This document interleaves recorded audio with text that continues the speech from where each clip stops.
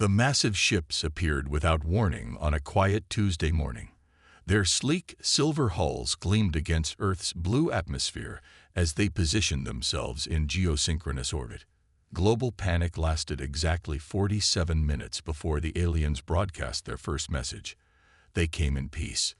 Lieutenant Hannah Park stood at perfect attention in her dress blues, watching the alien shuttle descend towards the United Nations landing pad.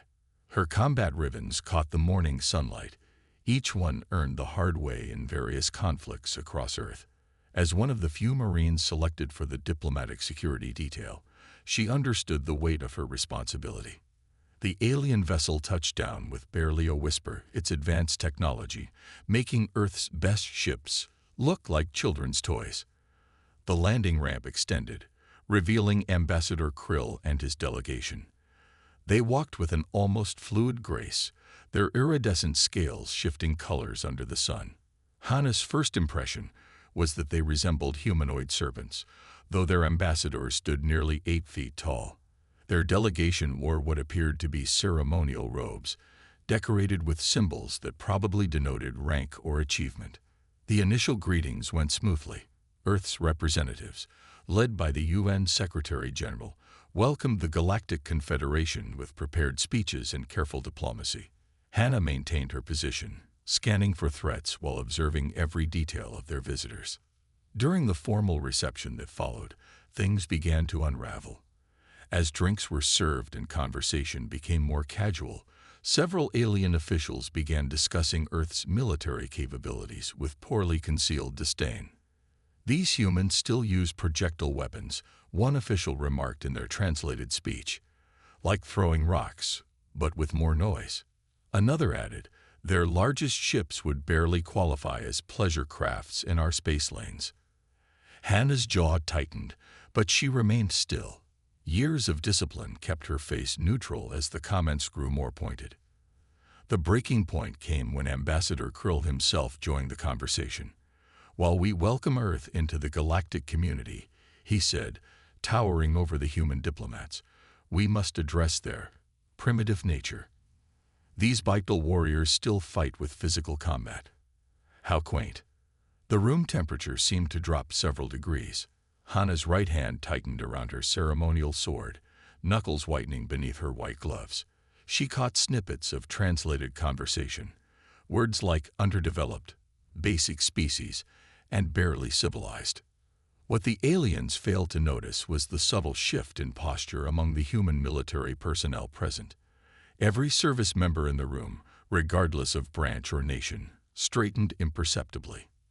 Their eyes hardened, faces became masks of professional indifference that any combat veteran would recognize as dangerous. Hannah watched as her commanding officer, General Richards, approached the alien group. His smile never wavered as he said, "Ambassador, perhaps you'd be interested in a demonstration of our military capabilities. We may surprise you." The ambassador's scales rippled in what humans would later learn was amusement. A demonstration. Yes, that might be entertaining. The word choice made it clear he expected little more than primitive displays. As the reception continued, Hannah maintained her post, but her mind was already racing through combat scenarios. These aliens, for all their advanced technology, were making a fundamental mistake. They were underestimating humanity. Throughout history, that had always been a fatal error. The day ended with smiles and handshakes, but underneath the diplomatic pleasantries, a challenge had been issued. Humanity's place in the galactic community would not be determined by technology alone, but by their ability to prove their worth.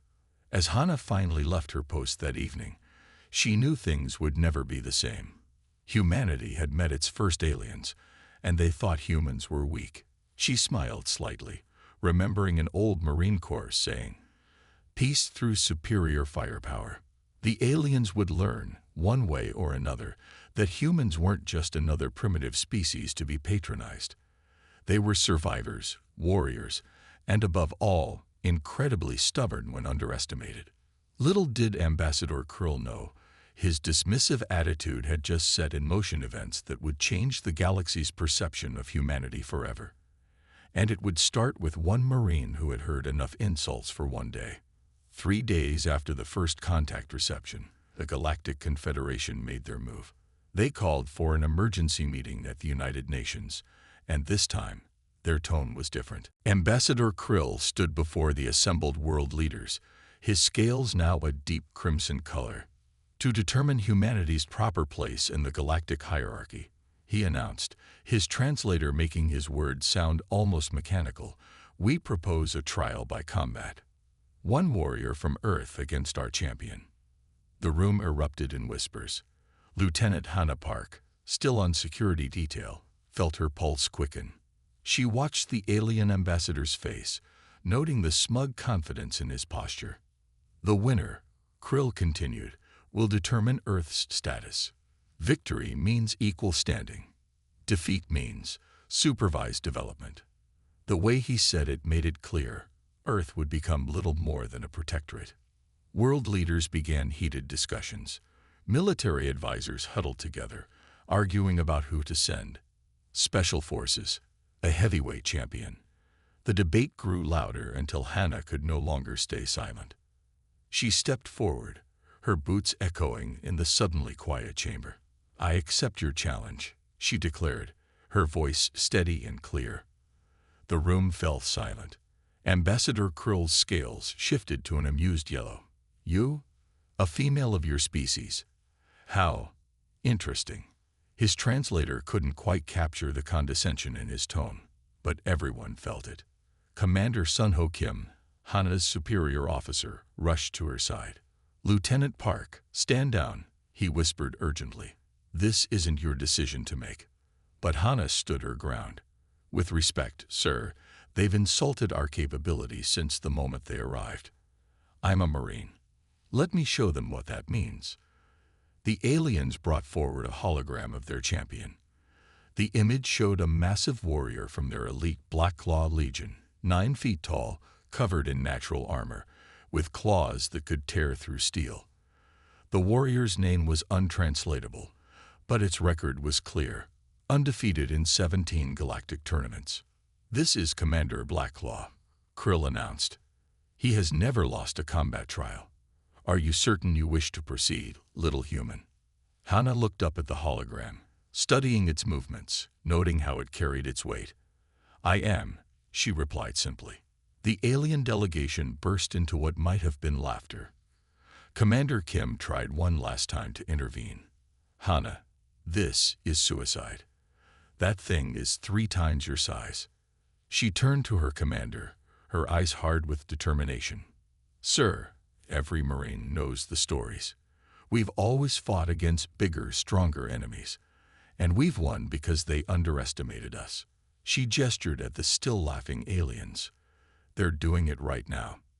The UN Security Council demanded time to discuss the challenge. As debates raged on, Hannah stood quietly, her mind already preparing for battle. She thought about her grandfather, who had fought in countless battles, always against supposedly superior forces. He had taught her that victory often went not to the strongest, but to the most determined. Ambassador Krill approached her during the break. You can still withdraw, he said, his scales now a patronizing shade of blue. No one would think less of you. Hannah met his gaze steadily. Ambassador, she replied, in my culture, we have a saying, never underestimate your enemy. Perhaps you should learn it. The combat trial was set for 1 month later. As Hannah left the UN building that evening, she heard the aliens discussing odds and making bets. They gave her no chance of victory. She smiled slightly, remembering another Marine Corps saying, the more they underestimate you, the more satisfying the victory. The real challenge wasn't just winning the fight. It was about proving that humanity deserved respect in the galaxy. And one way or another, she would teach them why you should never, ever underestimate a human Marine. The Marine Corps' training facility buzzed with activity at 400 hours. Lieutenant Hannah Park was already on her 3rd mile, pushing her body to its limits. Beside her ran Sergeant Ji Woo Lee, her designated sparring partner and training coordinator. Again, Ji Woo called out as they finished their run.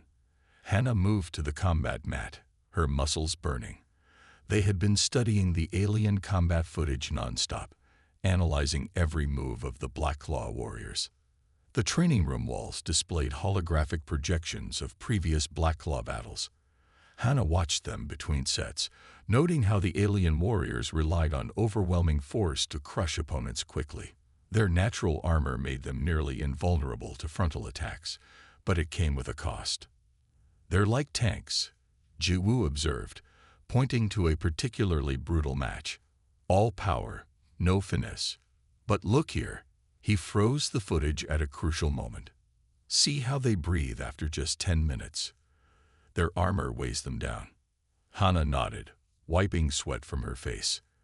"They're used to quick victories. Nobody's ever forced them into a long fight." Their training schedule was brutal. Mornings began with endurance work, running, swimming, and climbing. Afternoons focused on combat techniques specifically designed to counter the Black Claw's advantages. Evenings were spent studying more footage and developing strategies. "Hit me again," Hannah commanded, facing Ji-woo in their sparring session. He wore weighted armor to simulate the Black Claw's mass. She dodged his powerful strikes, conserving energy, staying just out of reach. Scientists from various military research facilities contributed to her preparation. They developed a special training room that simulated the higher gravity the Black Claws were used to. Hannah spent hours there, learning to move efficiently under increased pressure. "Your advantage isn't strength," her hand-to-hand combat instructor reminded her. "It's human adaptability. We evolved as persistence hunters. We're built to outlast." During the third week, they received new footage of Commander Blackclaw training. Hannah studied it obsessively, noting how he favored his right side, how his movements slowed slightly after sustained activity. "They think this fight will be over in minutes," Hannah said during a brief water break. "Their entire strategy depends on it. But what happens when it's not?" Ji-woo grinned. "That's when we show them what Marines are made of." The training intensified. Hannah practiced fighting in zero gravity, underwater, and in complete darkness. She learned to use her opponent's weight against them, to find weak points in seemingly impenetrable defense. One evening, as they reviewed her progress, Ji-woo voiced his concern. "You know they're expecting you to fail." Hannah continued her cool-down stretches. "Good. The bigger their confidence, the harder they'll fall." The final week focused on efficiency, minimizing energy expenditure, maximizing impact. Hannah's movements became precise, almost mechanical. She wasn't trying to match the Black Claw's strength. She was preparing to outlast it. "Remember," Ji-woo said on their last training day, "you're not just fighting for yourself. You're fighting for Earth." Hannah looked at the footage one last time, watching the mighty Black Claw warrior demolish another opponent. Where others saw invincibility, she now saw limitations. Where they saw overwhelming power, she saw opportunities. "They think they're facing a primitive warrior," she said, shutting off the display. "They're about to face a Marine." The preparation was complete. In 24 hours, she would step into the arena. The aliens expected a quick, one-sided battle. They would learn that humans, especially Marines, had a habit of defying expectations. The combat arena hung in space like a giant snow globe, its transparent dome offering a breathtaking view of Earth below. Lieutenant Hannah Park stood in the preparation chamber, going through her final equipment check. The specially designed combat suit felt like a second skin, its lightweight material offering maximum mobility. Young Mi Cho, Earth's military attaché, approached her with final instructions.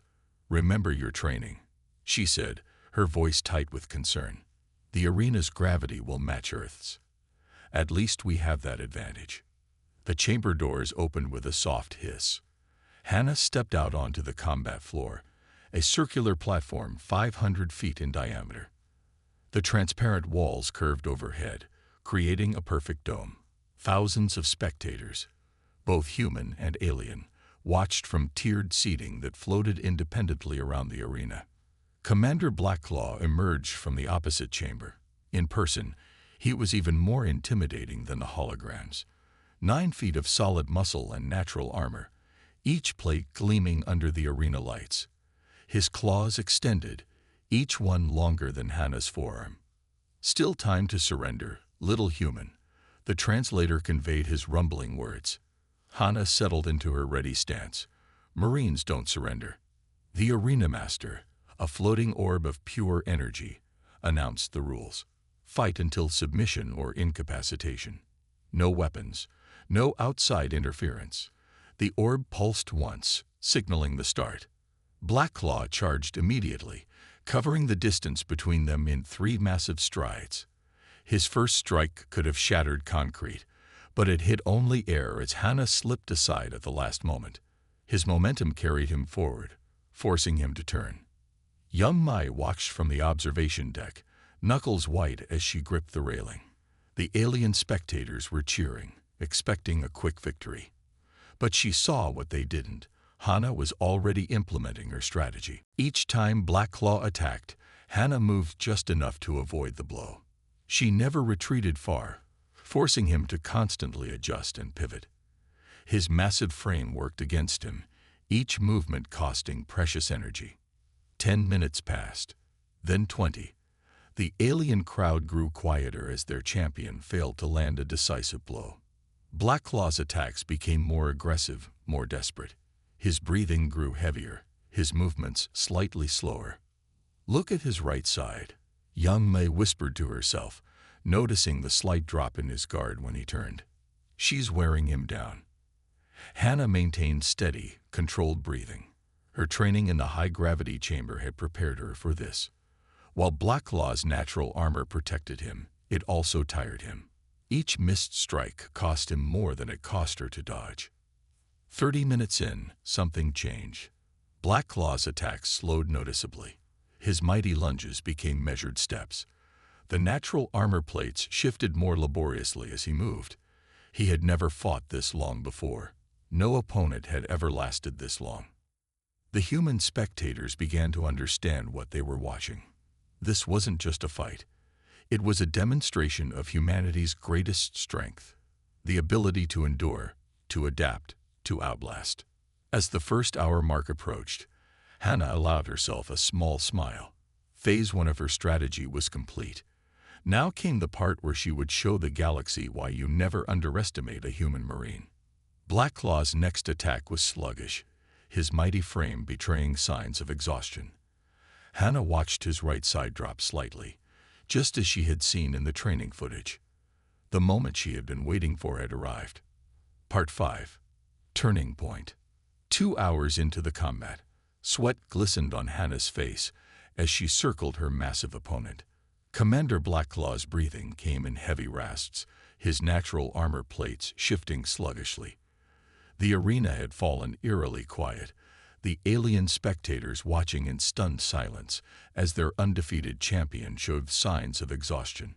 "Impossible," Ambassador Krill muttered from his viewing platform. "No species has ever lasted this long against a Blackclaw warrior." Hannah's training under Staff Sergeant Tai Yang Park echoed in her mind. "Wait for the perfect moment," his voice reminded her. "When the enemy tires, their strongest defense becomes their greatest weakness." She saw her opening when Blackclaw launched another desperate attack. His right side dropped lower than ever before, the weight of his armor finally taking its toll. Hannah struck with lightning speed, targeting the joint between armor plates near his shoulder. The blow wasn't powerful, but it was precise. Blackclaw roared in surprise more than pain. For the first time in the fight, she had made contact, and more importantly, she had proven his armor wasn't impenetrable. Young Mei Cho leaned forward in the observation deck, her heart racing. "She found the weak point," she whispered, "just like in training." Hannah pressed her advantage, her movements quick and efficient. Each strike targeted the gaps between armor plates, focusing on joints and connection points. She moved like water, flowing around Blackclaw's increasingly clumsy counterattacks. The alien champion tried to adjust his strategy, but fatigue made him slow. His mighty arms, once capable of devastating blows, now moved as if underwater. The natural armor that had protected him for so long now weighed him down like a prison. "This is what humans do," Hannah said between strikes, her voice carrying through the arena's acoustics. "We adapt. We endure. We overcome." A particularly well-placed hit to Blacklaw's knee joint made him stumble. The alien audience gasped collectively. Their invincible warrior was faltering, being systematically taken apart by a creature half his size. Hannah maintained her relentless pace, her months of training paying off. While Blacklaw struggled to move, she flowed around him, striking vulnerable points with surgical precision. Each hit weakened him further, his mighty frame betraying him. "Watch carefully," Yumli announced to the alien observers near her. "This is why you never underestimate a human marine." The turning point became clear to everyone when Blacklaw fell to one knee. His breathing labored, his once gleaming armor now dulled with fatigue. The mighty warrior who had never lost a fight was being defeated not by superior strength, but by human endurance and tactical brilliance. As Hannah prepared for her final series of strikes, she remembered all the dismissive comments, all the mockery of human capabilities. She thought of Earth waiting below, its fate hanging on this battle. With renewed determination, she moved in for the finish, ready to show the galaxy exactly what humanity was capable of. The aliens would learn an important lesson today, that true strength isn't just about size or natural armor. Sometimes, it's about the sheer determination to keep fighting when others would have given up. Blacklaw rose unsteadily to his feet, preparing for one last desperate attack. But in his eyes, there was something new: respect, and perhaps a touch of fear. He finally understood what his species had failed to grasp. Humans weren't just another primitive race to be conquered. They were survivors, warriors, and above all, they never, ever gave up. The arena hummed with tension as Hannah circled her exhausted opponent. Commander Blacklaw swayed slightly, his massive frame betraying the fatigue of the longest fight in his career. His natural armor, once gleaming, now looked dull under the harsh arena lights. Hannah saw her opportunity. Moving with practiced precision, she launched her final attack, a combination she had rehearsed thousands of times during training. The first strike targeted the weakened joint in his right knee, forcing him to shift his weight. The second hit caught him mid-adjustment, striking the gap between armor plates near his spine. The mighty Blacklaw warrior, undefeated champion of the Confederation, crashed to the arena floor with an impact that seemed to shake the entire structure. The sound echoed through the silent dome, followed by absolute stillness. No one moved. No one spoke. Humans and aliens alike stared in disbelief at the scene before them. The massive alien warrior lying defeated, and the human marine standing tall despite her exhaustion. Captain Minji Song, head of the alien medical team, broke protocol first. Instead of rushing to aid the fallen champion, she sprinted toward Hannah. The crowd gasped as she grabbed Hannah's hand, shaking it vigorously. "Remarkable," Minji exclaimed, her translator barely keeping up with her excitement. Never in recorded combat history has anyone demonstrated such tactical brilliance against a Blacklaw. The Confederation leadership watched from their elevated platform, their scales shifting through various colors of shock and disbelief. Ambassador Krill seemed frozen, his typical smugness replaced by something approaching respect. Hannah straightened her back, years of marine discipline keeping her standing despite her burning muscles. She walked over to her fallen opponent and offered her hand. The arena fell silent again, watching this unprecedented gesture. Commander Blacklaw looked at her hand for a long moment. Then, to everyone's surprise, he took it. As Hannah helped him to his feet, he spoke through his translator. "You have taught us much today, human marine." The victory ceremony was brief but historic. As Hannah stood on the winner's platform, she could see Earth floating beautifully below through the transparent dome. Ambassador Krill approached, his scales now the deep blue of formality. "Lieutenant Hannah Park," he announced, his voice carrying through the arena. "You have earned humanity's place among the stars. The Confederation acknowledges Earth as an equal partner." Young Licho wiped tears from her eyes as she watched from the observation deck. Humanity's status in the galaxy had been decided not by technology or diplomacy, but by the determination of one Marine who refused to quit.